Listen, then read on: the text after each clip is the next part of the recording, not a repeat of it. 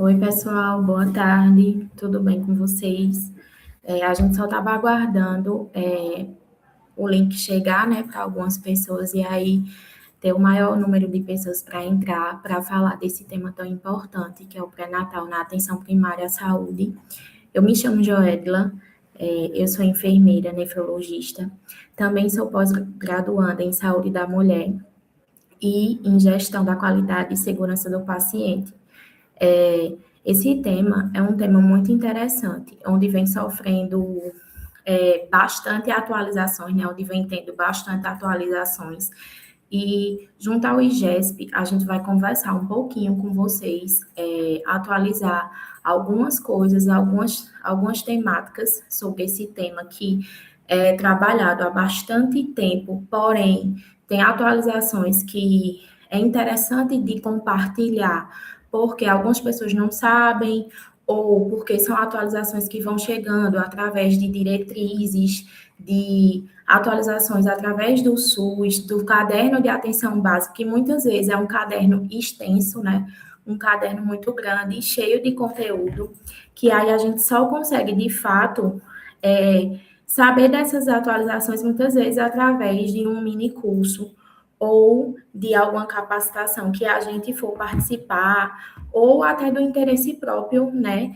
Tudo que eu for falar aqui para vocês é a nível do Ministério da Saúde, da atualização que teve em 2025 do caderno de atenção básica e também de pesquisas que realizei em relação a essa temática tão interessante e tão importante, né? Porque a gente tem a atenção primária à saúde, onde quando a gente recebe a paciente, a gente recebe a nível muitas vezes hospitalar. Quando essa paciente ela chega para a gente no alto risco, quando eu tive a oportunidade de receber alguns pacientes em alguns plantões que eu dei numa unidade de alto risco, e quando a gente vê um acompanhamento bem preparado dessa paciente, quando a gente observa um acompanhamento bem feito, a gente consegue ofertar um cuidado maior, né? E aí é essencial a gente aprender e se atualizar sobre essa temática. Todo mundo consegue me escutar bem? Alguém pode me sinalizar no chat? Estou acompanhando aqui o chat junto com vocês, tá certo? Qualquer dúvida, qualquer pontualidade que alguém gostaria de fazer, pode fazer aqui, tá certo? Que aí eu consigo visualizar e acompanhar direitinho.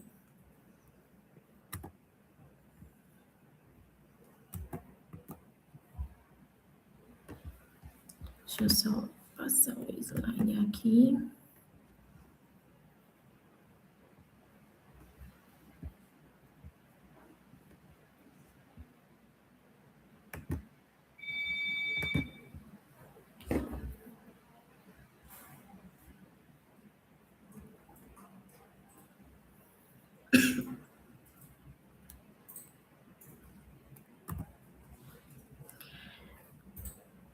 E aí, gente, eu vou falar um pouquinho com vocês nessa tarde e nesse curso de atualização sobre os conceitos, a importância do pré-natal, indicadores da atenção primária à saúde e o puerpério, né? São temáticas dentro desse tema principal que a gente não pode deixar de se trabalhar, né? Que a gente não pode deixar de se atualizar, porque vem sempre sofrendo atualizações, como eu falei, atualizações para a melhoria dessa temática, desse aspecto, tá certo?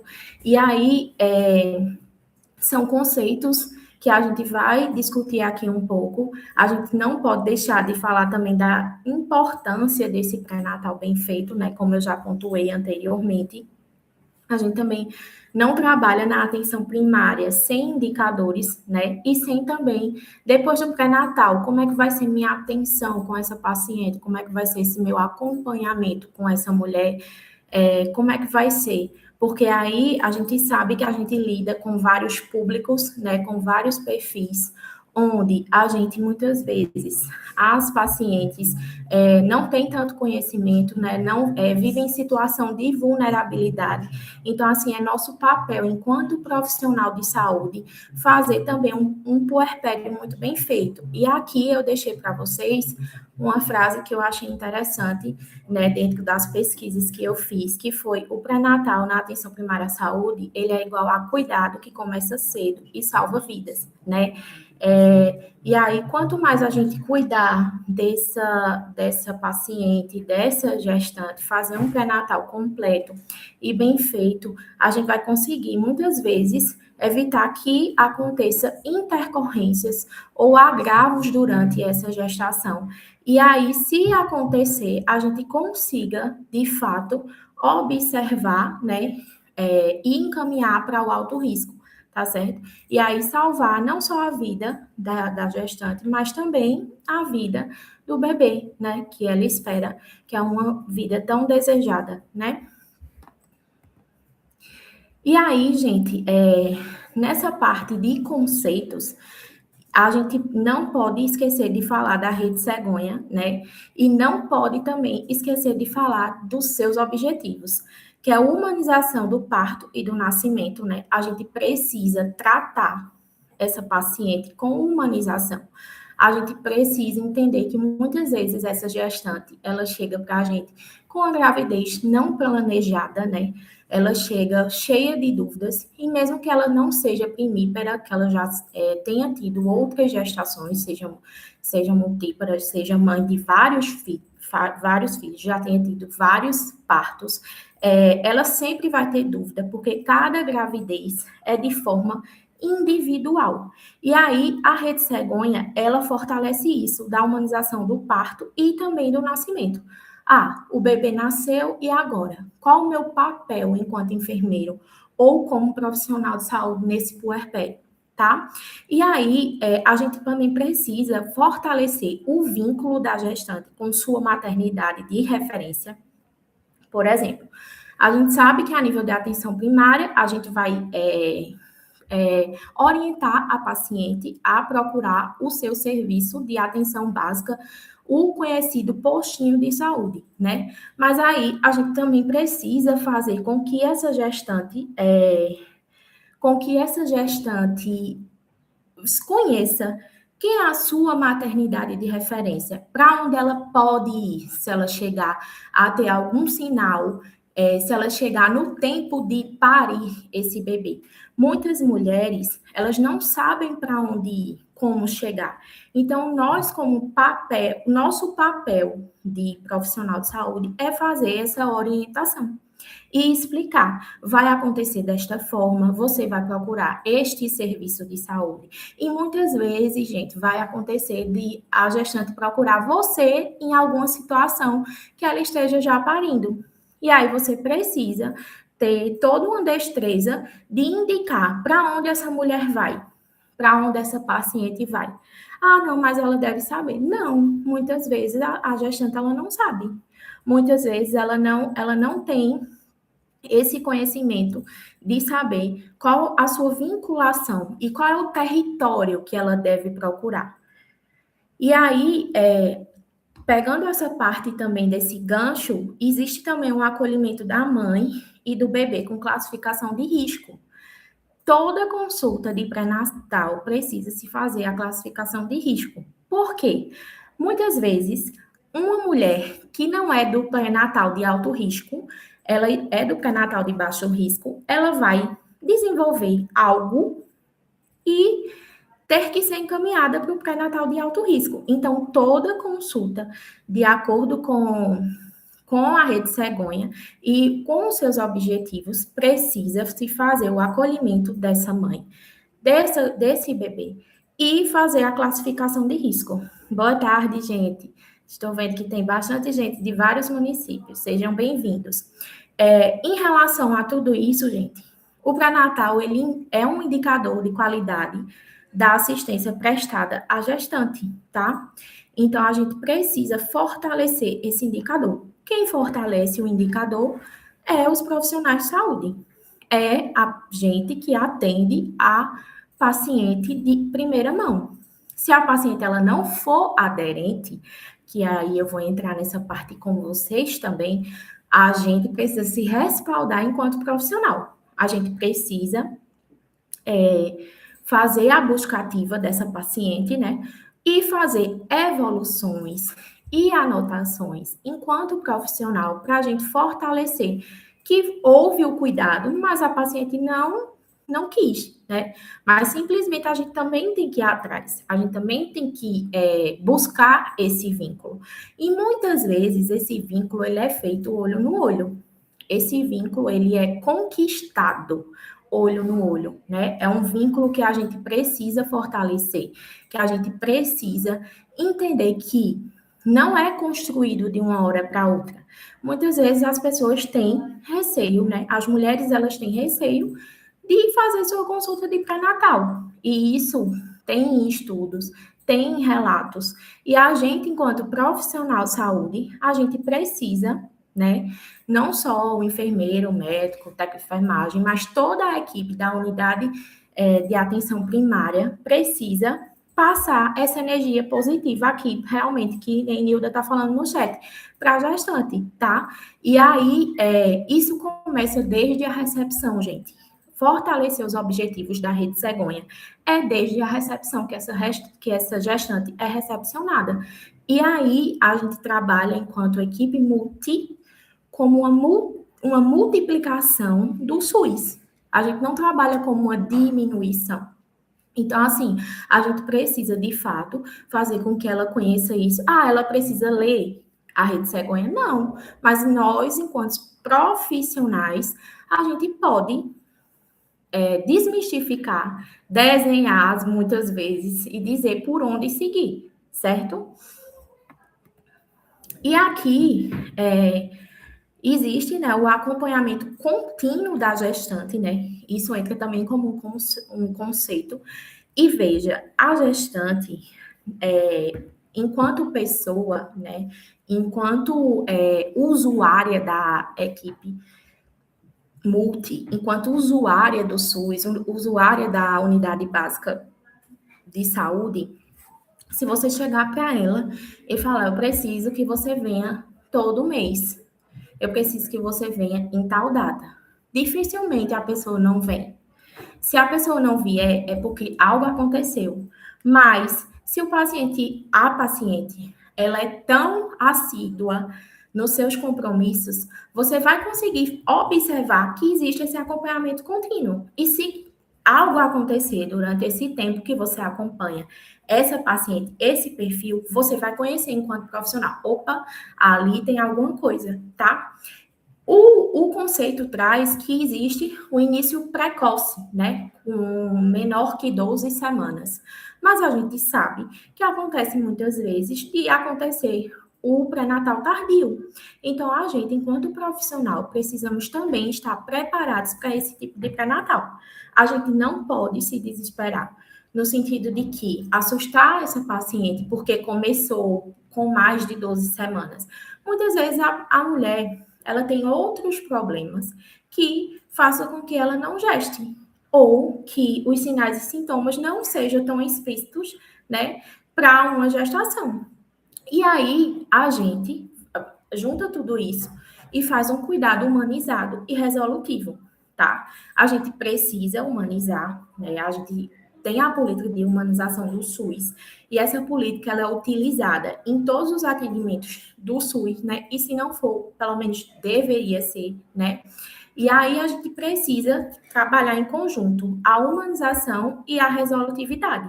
Porque se eu tenho uma gestante que eu já pontuei, mas vou trazer como exemplo novamente. Ela chega para mim com um quadro clínico, que ela era do baixo risco, mas ela chega para mim com um quadro clínico de anemia persistente há mais de 60 dias. Então, esse tipo de quadro tem que se encaminhar para o alto risco. E chega com outras complicações, por exemplo. E aí, eu preciso acalmar essa mulher e dizer que ela vai precisar também fazer acompanhamento no alto risco, sem tirar o meu papel enquanto multiplicador de educação em saúde, enquanto fornecedor da informação, né? Ali eu cuidei, humanizei, mas também resolvi, porque simplesmente eu não posso esperar que essa anemia ela seja resolvida sem nenhum tipo de intervenção. Se é uma intervenção que eu não posso fazer, então eu tenho que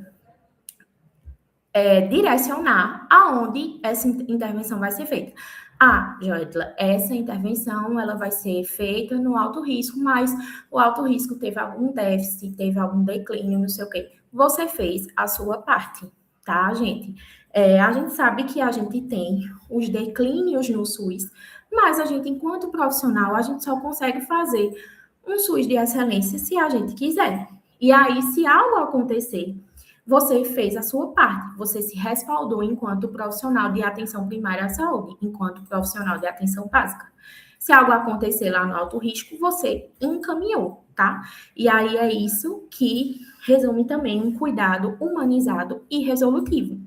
E também, além disso, entra ações de promoção, prevenção e tratamento, tá?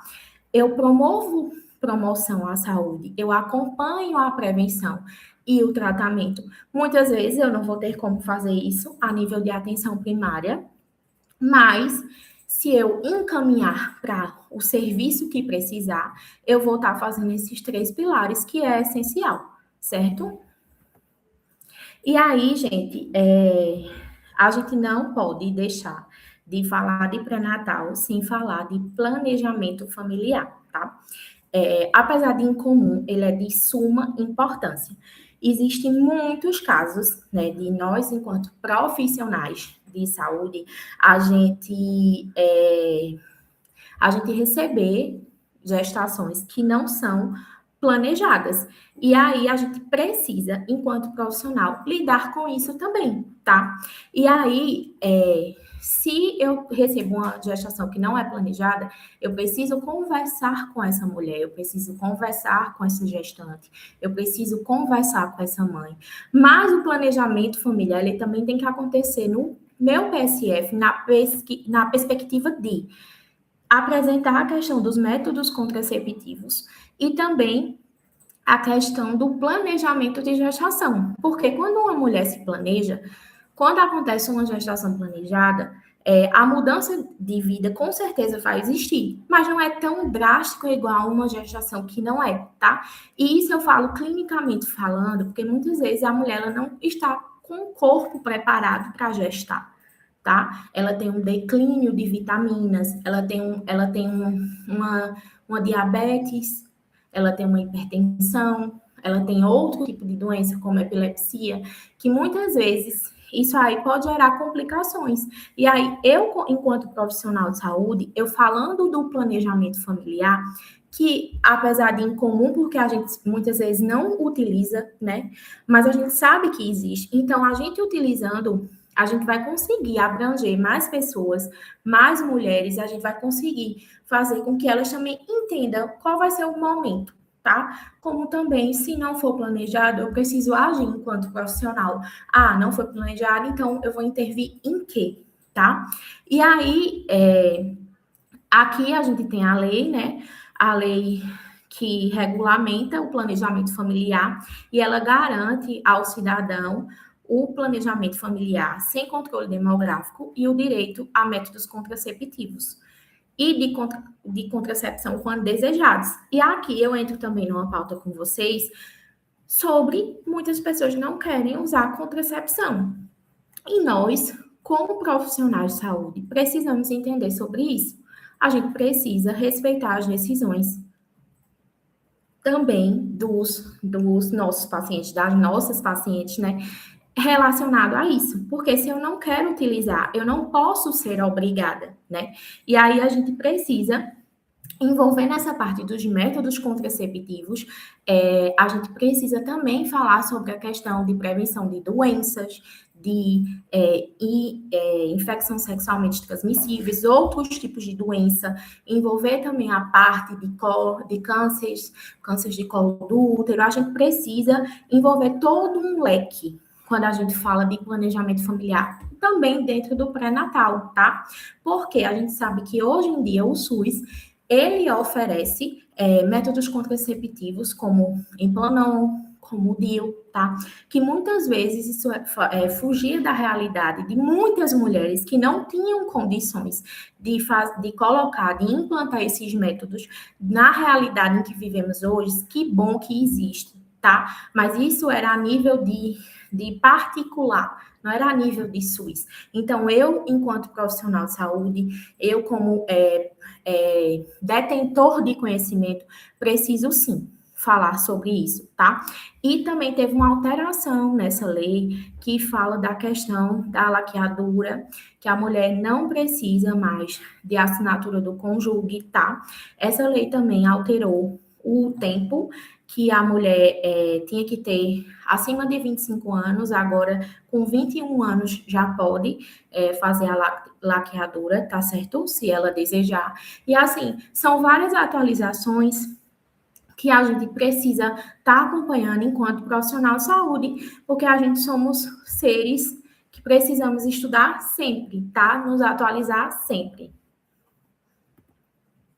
Em relação à avaliação da pré-concepção, tá? E aí, a gente precisa entender se a gravidez for planejada, tá?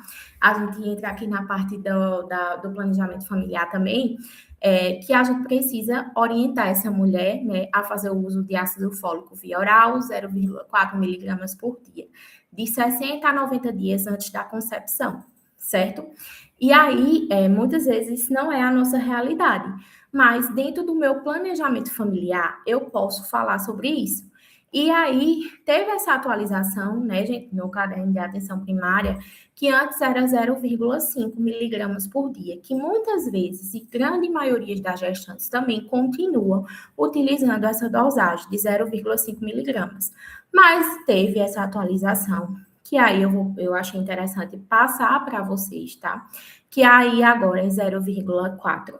Mas, se dependendo a nível de achar mesmo, que é bem difícil de achar essa dosagem 0,4. Pode-se utilizar do 0,5, tá certo? E aí que dá 5 miligramas por dia. Ok? E tem mulheres que vão continuar, mesmo com essa atualização, utilizando 5 miligramas por dia, porque tem a questão de decisão médica, tá? E também porque não é fácil achar 4 miligramas dia, certo? E em relação a. Alguém está perguntando aqui do sulfato ferroso. Não, o sulfato não mudou, não, tá certo? O sulfato ferroso segue o mesmo protocolo. Esse aqui só é a questão do ácido fólico que eu estou explicando. Em relação à questão de utilizar, vai continuar também sendo utilizado 5 miligramas para as mulheres que têm alguma predisposição genética a desenvolver algum tipo de anomalia durante a gestação, tá certo? Muitos médicos prescrevem pela questão do alto risco também, tá? Mas teve essa atualização que a gravidez sendo planejada ou não, o interessante é que o uso do ácido fólico seja de 0,4 miligramas, tá? Mas aí, realmente, existe essa dificuldade muito grande de achar essa dosagem. Creio eu que daqui uns dias, uns tempos, vai ter disponibilizado assim com maior facilidade, tá? Porque muitas vezes as atualizações de 2025, elas não chegaram ainda para todo mundo em 2026, certo? E aí, muitas vezes, não chegaram ainda até na indústria farmacêutica. Mas não quer dizer que a mulher utilizando 5 miligramas está errado. Ok, gente? Em relação a mulheres negras com histórico de anemia falciforme ou que tem algum tipo de de alguma doença crônica na família, elas devem realizar o exame eletroforese de hemoglobina para ver como é que está essa questão das hemácias, para acompanhar, fazer esse acompanhamento mais afinco para ver como é que está essa questão dessa anemia falciforme na gravidez. Então, é interessante que elas façam esse exame de eletroforese de hemoglobina durante a gestação, tá? E aí, mulheres que fazem o uso de carbamazepina, mulheres que têm algum tipo de problema neurológico, que têm crises convulsivas, epilepsia, elas precisam suplementar o ácido fólico, pois a terapia medicamentosa com esse tipo de medicação aumenta o consumo de folato pelo organismo, tá? Aí ele puxa muito do organismo, e aí essas mulheres precisam utilizar, de fato, o mais rápido possível o ácido fólico. Por isso, a importância do planejamento familiar também durante a consulta, né? Que a gente for fazer, fornecer para essa paciente, porque aí, se a gente pega uma mulher, a aula vai ficar salva? Vai sim. Tá travando aí, é?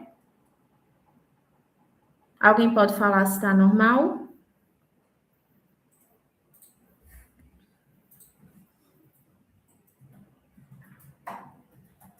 Tá. Ela disse que travou aqui, mas para mim tá normal. Voltou ao normal. Ah, sim, tá, beleza. Então, assim, em relação a isso, a gente precisa ter essa conversa, esse plano, esse planejamento, para ver realmente se a mulher ela vai precisar fazer o uso desse ácido fólico bem antes, por esse tipo de particularidade, igual eu falei.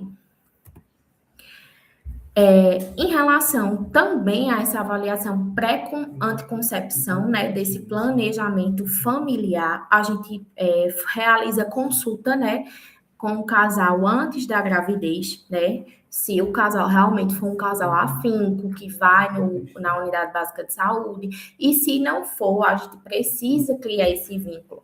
E aí é interessante que a gente faça anamneses, históricos de doenças persistentes, que a gente pergunte sobre isso, né? Que a gente veja a questão de exames ginecológicos na mulher e laboratoriais, tá?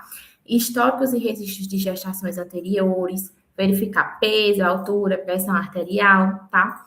Fazer também o exame clínico das mamas e testes rápidos para ISTs.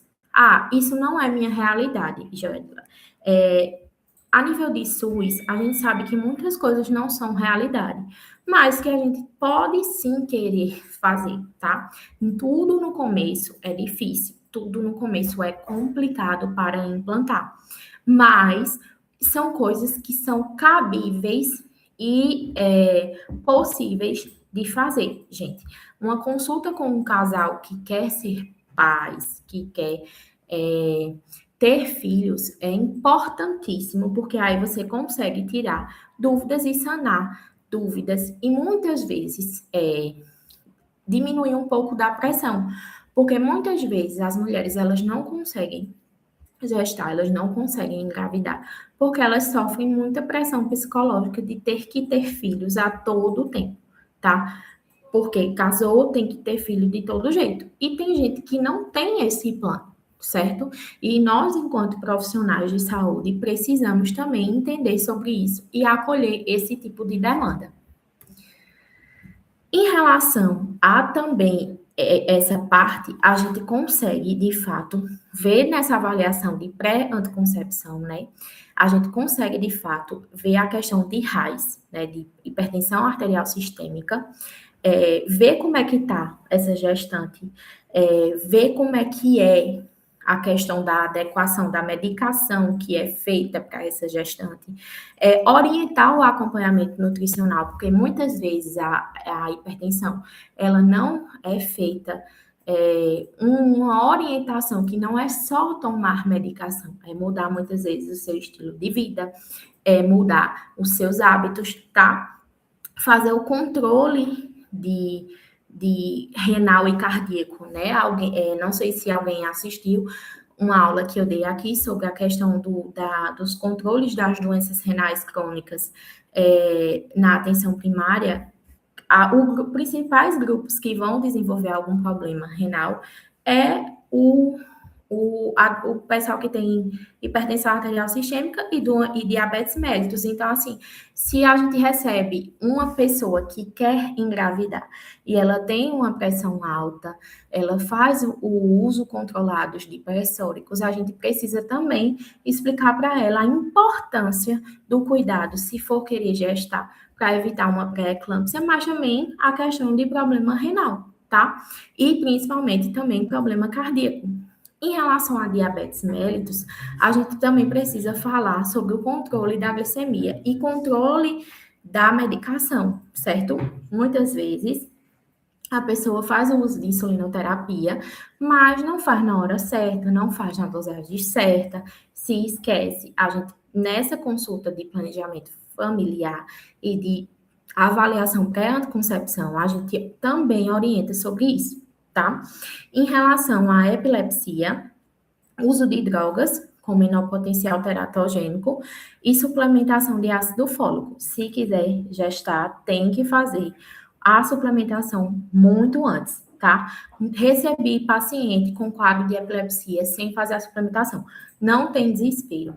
É ver qual é o seu papel ali, enquanto profissional, de orientar, de encaminhar para um alto risco, tá? E ver como é que vai ser a melhor forma de tratar aquela mulher. Mas o correto seria suplementar, sim, com ácido fólico antes, tá? Mas se não teve como suplementar antes, não tem por que se desesperar. Tem como a gente usar de outros meios, usar da nossa expertise, tá? Inteligência de desenvolver e entender esse caso. Em relação a ISTs, fazer os testes rápidos de hepatite B, C e também HIV, tá? Entra também a questão da sífilis, de herpes, de vários outros tipos de STs, mas falar também sobre isso, certo?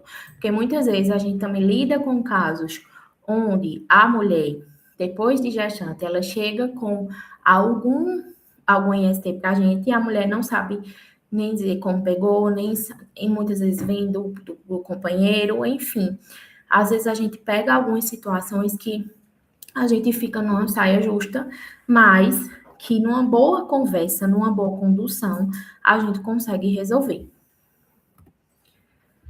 Em relação à assistência ao pré-natal, gente, existe alguns sinais, tá?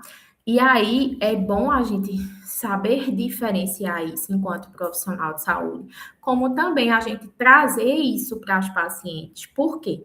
Muitas vezes, nem todo sinal quer dizer que a mulher ela está gestante. E nem todo sinal é um sinal de certeza, certo?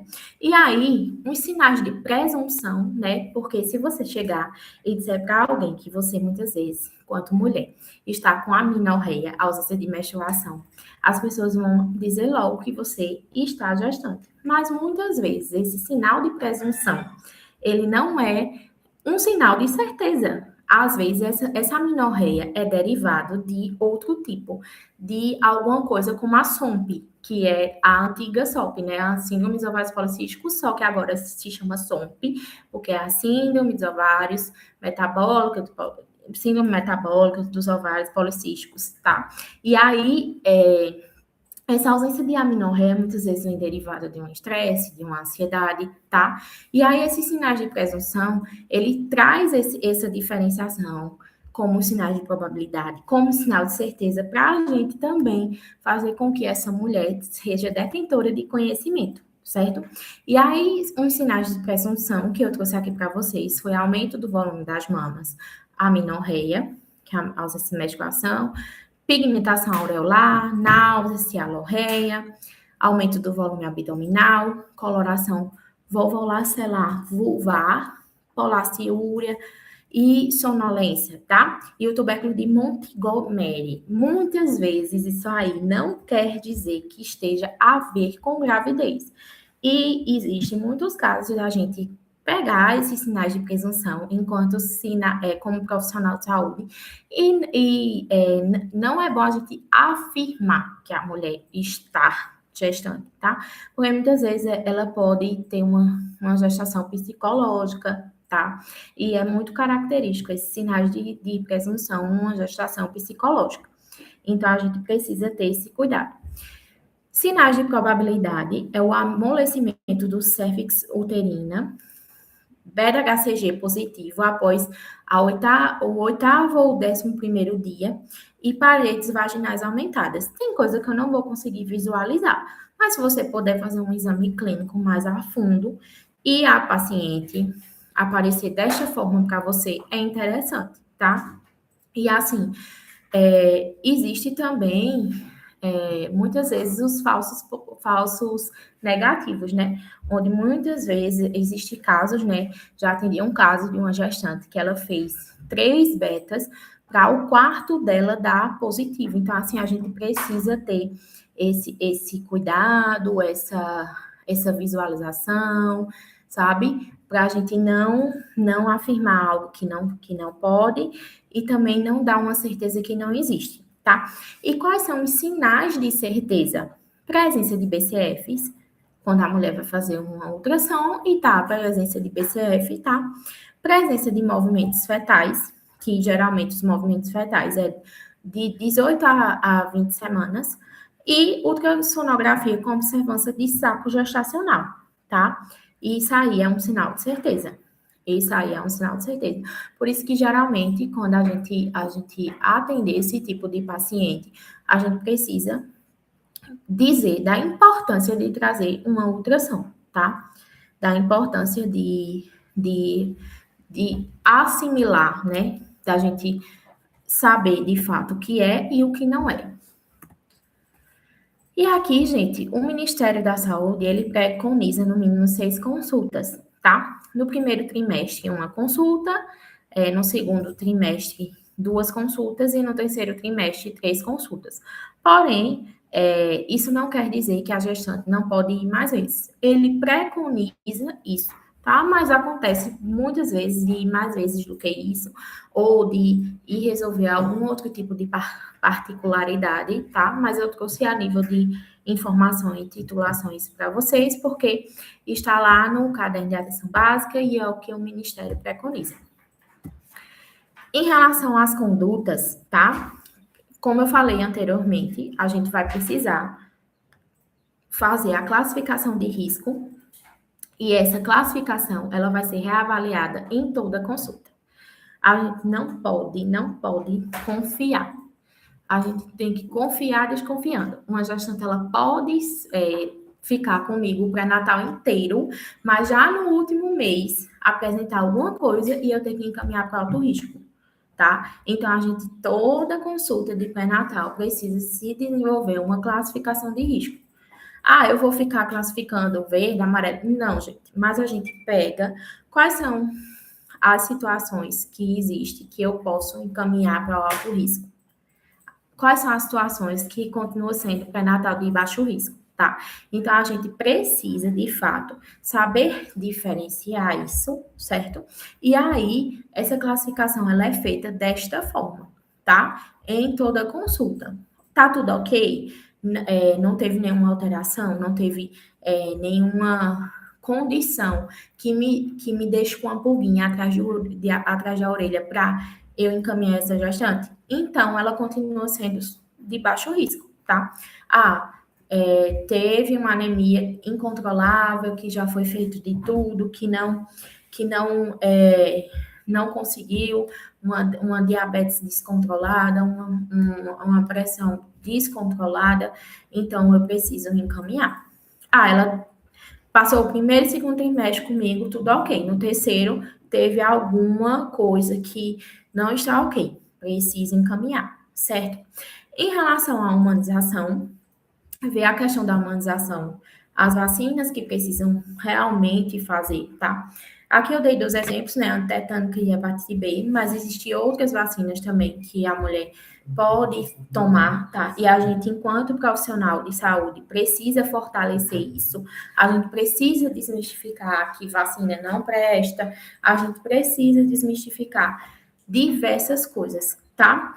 Fazer busca ativa de gestantes faltosas no pré-natal e na consulta puerperal é nosso papel enquanto profissional de saúde, Não é só o papel do agente comunitário de lá, não. É nosso papel enquanto equipe multi, tá?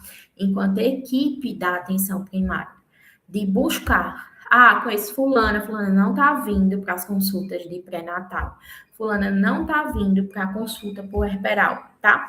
E é interessante, gente, nessa parte falar para vocês que existem mulheres que optam por fazer pré-natal particular e pré-natal no SUS, mas é importante que você, enquanto profissional de saúde, fortaleça isso, fortaleça essa informação, que mesmo ela fazendo pré-natal particular, que não falte as consultas do SUS, tá? Porque é essencial que o pré-natal ele seja contínuo para poder ter um cuidado maior, ok? Em relação também à consulta puerperal, depois que a mulher pare, ela também precisa de um acompanhamento, porque existem riscos na questão da amamentação, como mastites, como uma pega incorreta, existem riscos de uma cesárea, por exemplo, algum ponto que ficou ali na parte da sutura infeccionar. A mulher também precisa saber com quanto tempo ela vai fazer a retirada daqueles pontos. E ela retira muitas vezes onde? Lá no PSF, na unidade básica de saúde, no postinho de saúde. Então, assim, precisa-se desse acompanhamento, tá? E na consulta puerperal é onde a mulher ela se sente muito só, né? E nós, enquanto profissionais, enquanto enfermeiros, médicos, dentistas, agentes comunitários de saúde, enquanto recepção, enquanto tudo como que a gente puder de dar atenção a essa paciente, a essa mulher, vai ser muito benéfico para ela como um todo, tá? E a gente também precisa fazer o controle de doenças crônicas e infecto-contagiosas. Se eu já tenho pacientes que têm RAS, DM, epilepsia, que têm problemas renais, que têm problemas cardíacos, eu preciso saber quem são essas pessoas. Já pariu? Tá com quanto tempo de gestação? Teve alguma complicação? Entendem? E aí, doenças infecto-contagiosas, que a gente pode muitas vezes ter pacientes com HIV positivos, B24, na nossa rede de atenção. E a gente também precisa orientar essa pessoa, essa paciente, esse familiar, tá? Em relação a tudo. A importância desse pré-natal. Por que é importante a gente fazer um pré-natal muito bem feito? Para reduzir a mortalidade materna e infantil. Gente, quando a gente está a nível de atenção primária, é muito difícil lidar com a mortalidade, tanto materna como infantil. Mas, se acontecer, a gente precisa ter tudo bem protocolado, tudo bem escrito, para que, caso surja algum desses casos, que eu sei que acaba afetando, né, nós, enquanto profissionais de saúde, a gente consiga se autorresguardar e respaldar. Pois todo e qualquer prontuário de paciente, se a paciente ou algum familiar quiser, é direito da gente, enquanto profissional, é direito dele, no caso, enquanto paciente, e dever nosso, enquanto profissional, fornecer aquele prontuário, tá? Então, assim, é interessante que a gente, enquanto profissional, faça o pré-natal muito bem feito para reduzir esse índice, né, de mortalidade materna e infantil. Mas se caso acontecer algo na sua área, que você faça tudo bem descrito, que não perda nada relacionado a essa gestante, porque se algo precisar de alguma coisa, você tem ali as informações necessárias, tá? Identificar riscos precocemente. Um pré-natal muito bem feito, de uma gestante que não é faltosa, de um profissional que escreve tudo, que anota tudo, que anota desde um tipo sanguíneo, o último peso da última consulta, vai permitir que você faça intervenções ou que, se essa paciente for para alto risco, quando ela chegar lá, essas intervenções que precisam fazer sejam feitas com o mais breve possível, tá? Fazendo com que essa gestante ela seja bem assistida até o nascimento do seu bebê. Promova a saúde da mãe e do bebê. Tudo que a gente faz direitinho, a gente promove saúde, tá? Se acontecer alguma coisa e não deu para fazer, mas aí a gente sempre sempre, sempre tem que pensar no e se. E se acontecer isso? O e se, ele existe em nós, quanto profissionais de saúde, para prevenir que situações que fogem da realidade a gente se respalde, né? E fortaleça o vínculo com a equipe multi. Um pré-natal muito bem feito, como foi dito aqui nos comentários, como eu falei antes, ele vai ter um vínculo, né? A gente vai conseguir ter um vínculo, fazer com que aquela pessoa não falte, né? E a gente muitas vezes elimine riscos ou elimine doenças psicossomáticas, né? Que geralmente ela vem muito depois do nascimento do bebê, né? Ou até no pré-natal também, né? Porque a mulher que está gestando, ela tem um turbilhão de emoções. Então, assim, o maior vínculo com a equipe multi de respeito, de fortalecimento, de adequação, de aderência ali vai ser muito bom para aquela paciente, tá? E aqui, gente, eu trouxe alguns exames, tá? No pré-natal, que é preciso fazer. Alguns exames básicos que são essenciais na gravidez, tá? Que é a tipagem sanguínea e o fator RH, para determinar o grupo sanguíneo e fator RH. Isso envolve muito a questão de eritrobastose fetal, né? Que se a mãe ela for O negativo, na segunda gestação tem um risco grande de desenvolver se o pai for positivo. Então, assim, é muito interessante também essa questão da tipagem sanguínea, se quando ela vai para um serviço de alto risco, ou quando ela vai, por exemplo, para a cesárea, a gente, enquanto profissional, precisa anotar lá no calendário dela que ela é O positivo ou negativo, a tipagem sanguínea, porque se essa mulher precisa tomar algum concentrado de hemácia, tomar sangue, popularmente falando, precisa se saber a tipagem sanguínea dela, certo? E aqui, hemograma completo para avaliar anemia, infecções, glicemia e GESU, detectar diabetes e diabetes gestacional, certo? Muitas vezes, mulheres que já têm algum risco de ter resistência insulínica, quando não gestante, a gente precisa ter essa avaliação, esse acompanhamento mais especial durante a gestação, porque ela pode vir a ter uma diabetes gestacional, tá? Urina e urocultura, avaliar essa questão por questão de infecção urinárias, para saber se tem proteína na urina pelo risco de eclâmpsia. Sífilis e HIV, que são testes específicos para infecções. Detecção de infecção viral, que são hepatite B e hepatite C. Rubéola e toxoplasmose, que são identificar infecções prévias, tá? A gente precisa falar também dessa questão da toxoplasmose, porque muitas vezes associa só o animal, né, o gato, a ser o transmissor da doença, só que muitas vezes não tem, ele é o hospedeiro, né, mas não quer dizer que todo gato tem a doença hospedada nele.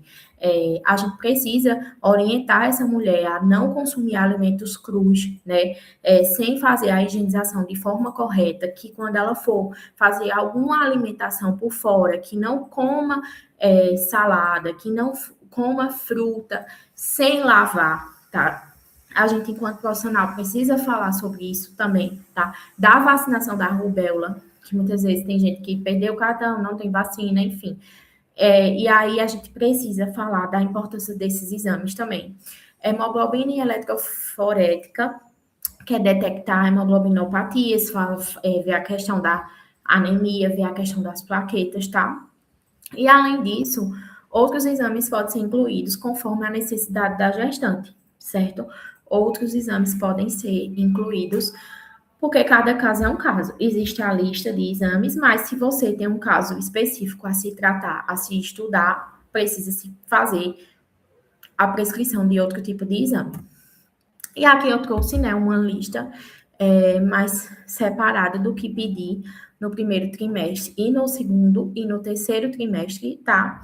E aqui, essa lista, ela se acha com facilidade na internet, tá? Mas só para uma colinha mesmo, para a gente entender o que é que precisa, certo? Porque muitas vezes a gestante não sabe quais são os exames que ela tem que fazer, qual é o tipo de exame, e nós, enquanto profissional, pedir o exame no primeiro trimestre, a gestante não vai saber o que é um cômplice indireto. Então, a gente precisa explicar ela, tá?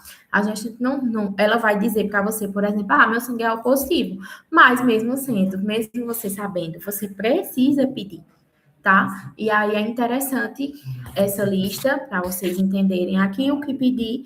E foi como eu falei antes, se precisar incluir algo de acordo com a necessidade, é só incluir, tá? E aqui a ultrassom no pré-natal, tá? Qual a frequência recomendada e importante? Como é que eu vou fazer essas ultrassons? Como é que vai ser feito nessa gestante, tá? A ultrassom, ela tem que ser precoce, né? Até 12 semanas para confirmar a gravidez e verificar a idade gestacional, certo? E aí, ultrassom morfológico de 18 a 22 semanas, que é avaliar a anatomia do feto e anormalidades, e ultrassom do terceiro trimestre, de 34 a 36 semanas, que é monitorar o crescimento e posição, tá, do feto. Ultrassons adicionais, elas podem ser realizadas conforme a necessidade da gestante. Eu fiz mais do que essas ultrassons. Conforme a necessidade de cada paciente, a gente avalia e é prescrito, tá? Não quer dizer que uns faz mais e outros faz menos, não. E aqui tem mais descrito para vocês a primeira ultrassom, tá? A segunda ultrassom, a terceira, a quarta e a quinta ultrassom, tá? E o que cada uma faz. E aí, o mais importante é a ultrassom morfológica para saber como é que tá essa questão como é que tá a formação do feto mesmo, tá? E aí, existe no primeiro trimestre, no segundo trimestre, essa ultrassom, tá? E é importante também fazer a quarta e a quinta ultrassom para saber como é que tá o crescimento e a posição do bebê, porque também isso define muito a questão do parto. Mas aí não é via de regra, tá? Não vai ser por uma ultrassom que vai ser definido, mas é importante e é incluído, né? Essas ultrassons para saber de fato como é que vai ocorrer esse tão esperado dia pelaquela gestante e pelaquela paciente. Em relação à vacinação no pré-natal, como eu falei, né, a gente, enquanto profissional de saúde, precisa se fortalecer essa questão das vacinas. E aí, aqui eu trouxe alguns exemplos, né, de vacinas indicadas na gestação, que é a DTPA, que é recomendada a partir de 20 semanas, a influenza, que é a gripe, que é em qualquer trimestre, a hepatite B, que é ao saber da gravidez, tá?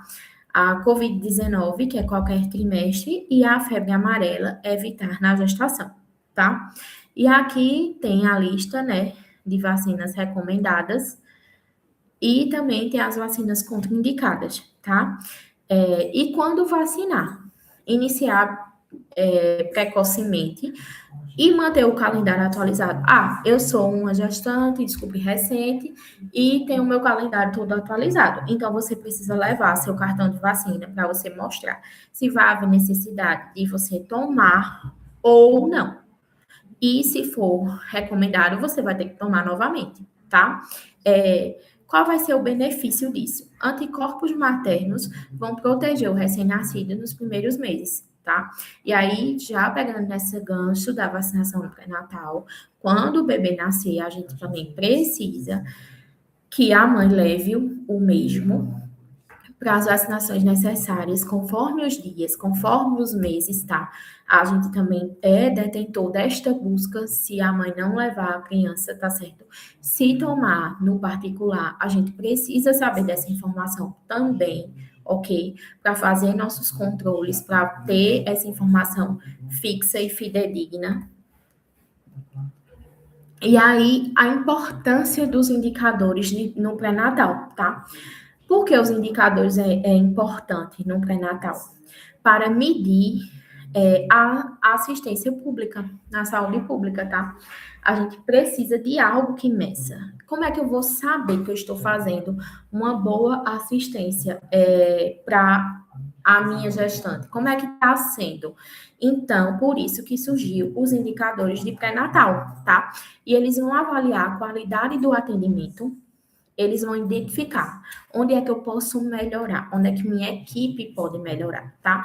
Eles vão prevenir complicações na gestação, vão ver quem é que está sendo acompanhamento, quem está fazendo um acompanhamento inadequado, né? Quem está fazendo um acompanhamento adequado, se eu tenho um acompanhamento adequado, eu vou ter menos riscos. Então, eles vão prevenir esse tipo de complicação e vão trazer melhores números para mim, enquanto equipe de unidade básica de saúde. Planejar intervenções e melhorias. Tem um declínio aqui, eu preciso planejar ações específicas para melhorar esse cuidado. Eu preciso ver onde é que eu estou pecando, onde é que minha paciente não está, porque minha paciente não está aderindo, tá? E aí, eu vou ter esses indicadores também para monitorar a eficácia das políticas de saúde e garantir investimento em áreas carentes, tá? Tem área que eu não vou conseguir ter um bom índice. Então, com esse indicador de pré-natal, as políticas de saúde, elas vão precisar agir naquela área, tá? Monitorar também essa questão desse investimento, porque muitas vezes a gente não consegue as coisas com as nossas próprias pernas. Então, com um número baixo ou um número muito alto, aparece melhorias para a gente. Ou a gente acaba perdendo. Quem é da atenção básica sabe disso. Então, assim, é importante também isso para reduzir a mortalidade materna e infantil e melhoria nos desfechos de saúde, tá? Isso vai impactar em quê, Joedla? Direto na saúde da mãe e do bebê, ok? Em relação a esses indicadores, eu trouxe aqui alguns exemplos, tá? Que o primeiro seria o início precoce até a 12ª semana de gestação, tá? E aí eu trouxe um exemplo aqui. O segundo seria maior que 6 consultas, tá? Se a gente tem exames obrigatórios, quantas gestantes trouxeram os exames obrigatórios? Testagem de sífilis e HIV, como é que está a questão da minha vacinação? Como é que está a minha consulta puerperal? Como é que está a proporção com o pré-natal adequado? Tá? Esses indicadores são do Previne, né? E aí, a gente precisa ter mais ou menos isso como nossa rotina mesmo. Não é só um número, não é só uma conta. Isso aí é um indicador que vai prevenir bastante coisa e vai aumentar o meu cuidado naquela paciente, né? O meu cuidado, aumentar as minhas metas, né? Na minha equipe de saúde como um todo. E aqui, em relação aos cuidados no puerpério, né? A gente precisa desse cuidado no puerpério, que é uma atenção essencial após o parto. É uma consulta, né? De até 42 dias após o parto. Se eu ainda não conseguir contato com a gestante, com a puérpera, no caso, de 46 dias. Tem que tentar, até conseguir, tá? Mas o ideal é que seja até 42 dias após o parto. Aleitamento, falar sobre o aleitamento materno e nutrição, tá? Orientar sobre a amamentação e a alimentação da mãe, do bebê, certo? Principalmente a questão de pega correta para evitar agravamentos, evitar complicações, como eu já havia falado anteriormente, como mastite, tá? Ou outro tipo de complicação. A gente também precisa trazer uma realidade que se a mãe não conseguir amamentar, ela não é menos mãe por causa disso, tá? É porque acontece de mulheres não conseguir também fazer a amamentação, mas a gente também tem que tentar ao máximo, porque a gente sabe da importância do aleitamento materno e a gente sabe da importância dessa amamentação para o bebê, né? A questão da saúde mental, né? O apoio emocional e identificação de sinais de depressão, a gente precisa, enquanto equipe, falar sobre isso, falar sobre baby blues, que são casos que estão aparecendo cada vez mais, e muitas vezes as mulheres não sabem como agir, né? Não sabem a quem procurar. Então, nós, enquanto profissionais de saúde, precisamos disso, né? Esse apoio emocional e identificar esses sinais, porque a gente precisa trazer essa paciente para si e também fazer com que ela procure o serviço que precise procurar. Procure os profissionais adequados para caso ela venha ter a depressão pós-parto, ela não ficar se sentindo sozinha e não ficar sem um amparo esperado, tá? Higienes e cuidados, cuidados com a região íntima e sinais de infecção. A gente também precisa falar sobre isso nessa parte do puerpério. Precisamos falar também do planejamento para evitar gravidez precoce, né? Se a mulher ela não se sente pronta para ser mãe novamente, a gente precisa dizer quais são as medicações, quais são os métodos contraceptivos, o que é que ela pode fazer, né? Nessa contracepção depois de parir, né? Prevenção e sinais de alerta, identificar hemorragia, febre, dor intensa na cirurgia, no canal vaginal, enfim, diversos sinais que precisa ser dito no puerpério, tá? E garantir a recuperação segura e o bem-estar da mãe. Ah, mas é uma paciente que não é aderente, que não me recebe, que não abre a porta para mim, você vai fazer a sua parte. Não teve esse acompanhamento, não teve essa fixação de equipe com paciente, de paciente com equipe. Então, se não teve, você precisa se autorresguardar enquanto profissional. Mas tudo numa conversa, no olho, num cuidado, numa humanização, precisa-se, de fato, analisar o porquê de não estar tendo, ok? Em relação à estratégia-chave para a saúde da mãe e bebê, eu diria que seria identificar riscos cedo, até 42 dias após o parto, tá? Prevenir complicações, fazendo orientações necessárias, seja amamentação, seja alimentação, promover saúde mental, fazendo um apoio emocional e identificar qualquer tipo de sinal que você vê que não esteja adequado ali, tá? Reduzir a mortalidade materna e infantil, cuidados com a região íntima, sinais de infecção, para que essa infecção não vire uma sepsemia, e essa sepsemia venha causar um óbito materno ou um óbito infantil, acompanhar o puerpério, tá? Planejamento para evitar gravidez precoce. E se caso você receba uma gravidez precoce, também saber acompanhar aquilo, tá? E aí, eu trouxe aqui algumas competências profissionais que vou resumir como um todo, trouxe mais da equipe de técnico, de enfermagem, de enfermeiro e médico, né? Mas, como eu vi aqui, a gente tem diversos profissionais. A gente precisa, enquanto profissional de saúde, fazer uma assistência no pré-natal como um todo, realizando acolhimento, escuta qualificada, realizando as consultas, seja enfermagem, seja médica, seja consulta com dentista, seja consulta com fisioterapeuta, com nutricionista. A gente precisa fazer educação em saúde. O que é que você pode se cuidar? Como é que pode estar a sua saúde bucal na sua gestação? Como é que pode estar a sua saúde íntima durante a sua gestação, tá? A gente precisa fortalecer esse vínculo de humanização e esse vínculo de a pessoa se sentir bem e acolhida pelo profissional, de receber a gestante com empatia, com respeito, tá? Construir um vínculo com a família dessa gestante também, estabelecer uma relação de confiança, tá?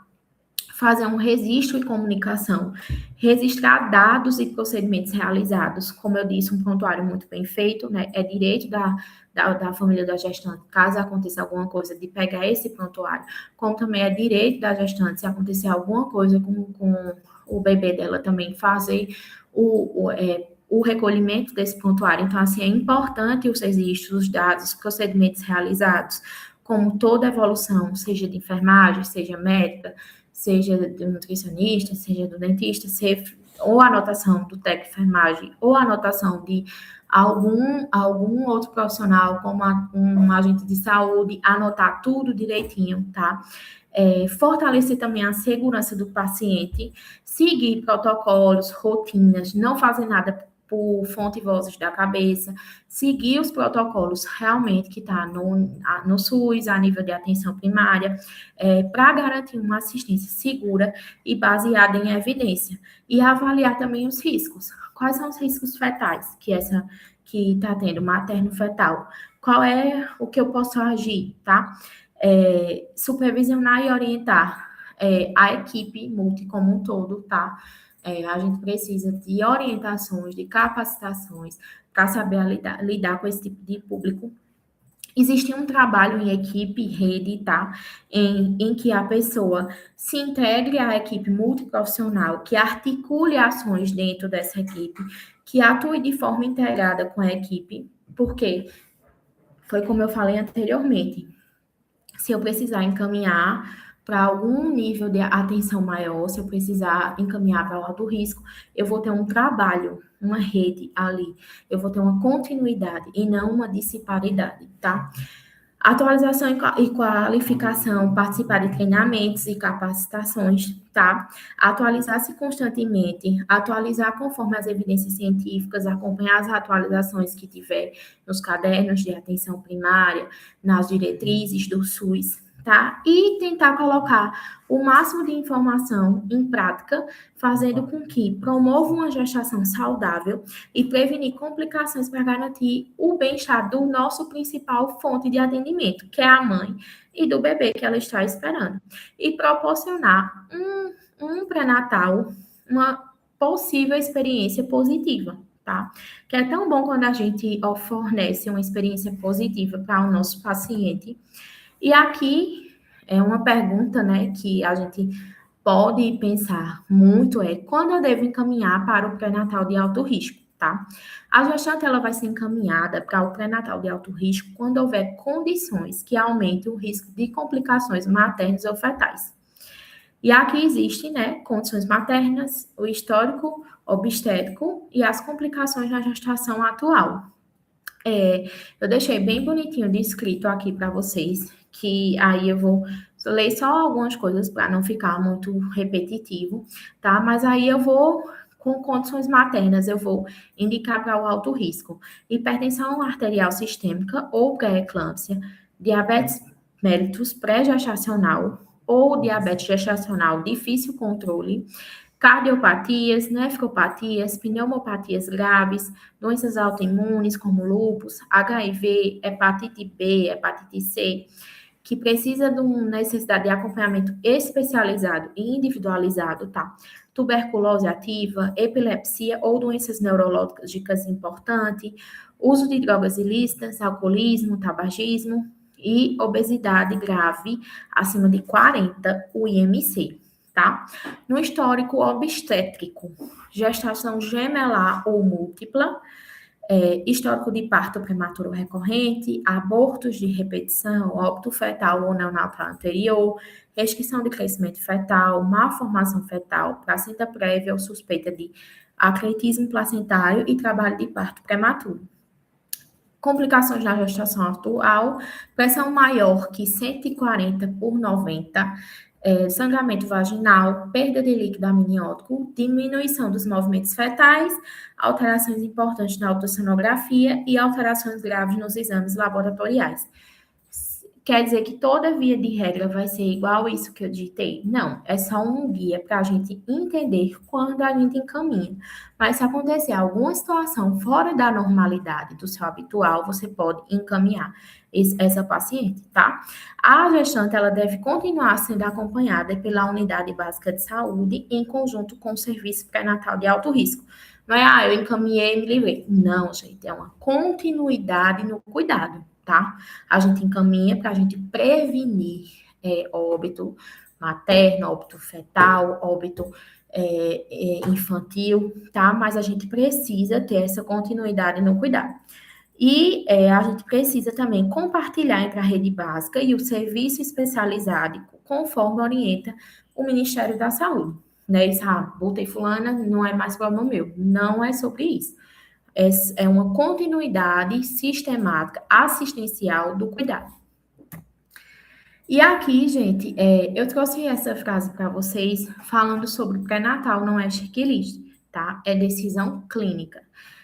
A nível de atenção hospitalar, a nível de alto risco, eu tive a oportunidade de lidar com algumas situações onde, muitas vezes, a caderneta da gestante, ela tinha muito déficit, não tinha informações que realmente era preciso ter, como peso, como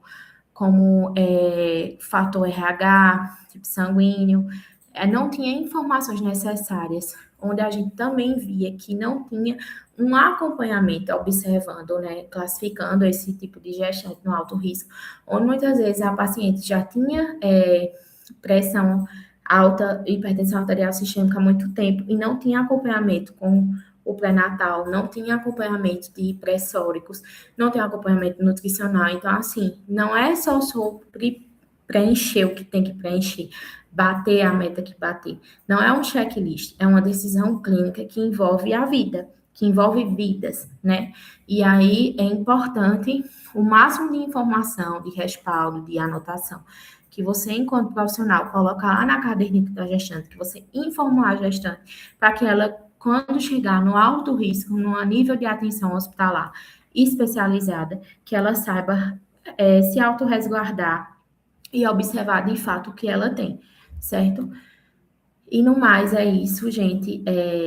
Eu encerro por aqui, tá certo? Esse momento com vocês. Se alguém tiver alguma dúvida, pode colocar aqui no chat, tá? É um prazer estar aqui junto ao ISGESP novamente e tirar as dúvidas e falar desse tema tão importante que é pré-natal na atenção primária, que aí a gente, vez ou outra, a gente encontra déficits, declínios que podem sim ser corrigidos. Se alguém tiver alguma pergunta, pode colocar aqui, se não, gratidão a todos, tá? Até uma próxima.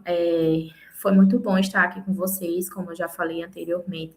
E é isso, tá? Espero que tenha contribuído aí com a formação de vocês, tá? Com a atualização tão importante sobre esse tema e que a gente nunca deixe de buscar, nunca deixe de querer, né?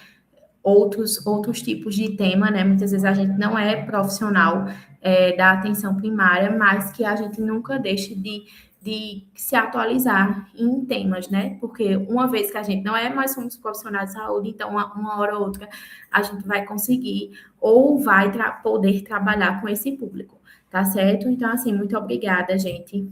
Gratidão aí por essa tarde e esse compartilhamento de informações e de conhecimento.